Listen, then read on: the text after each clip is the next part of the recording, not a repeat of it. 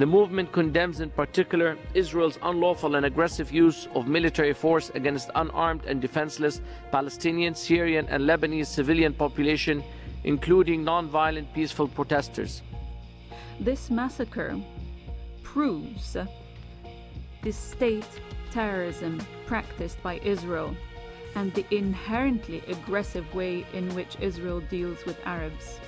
Israeli occupation authorities continue deliberate killing against unarmed Palestinian civilians. We will continue to denounce their contempt and disregard for peace, and the belligerent action of the Israeli government is another apparent proof of crime against humanity. To the representative of United Nations Watch. Mr. President, history will record that the highest human rights body of the United Nations met today for no objective reason. Nothing in recent events, nothing in logic, nothing in human rights justifies today's debate.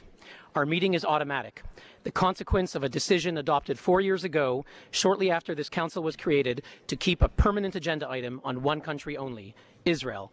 History will record that at a time when citizens across the Middle East were being attacked by their own government, by rifles, tanks, and helicopters, the UN focused its scarce time and attention on a country in that region where this is not happening, the only country in the region which, despite its flaws, respects the right to peaceful assembly, freedom of speech, freedom of the press, and freedom of religion, the only country in the region with free elections, an independent judiciary, and the equal treatment of women, the only country where gays are not persecuted, arrested, or stoned to death, but on the contrary, march in their own annual parade, as they did in Tel Aviv 3 days ago.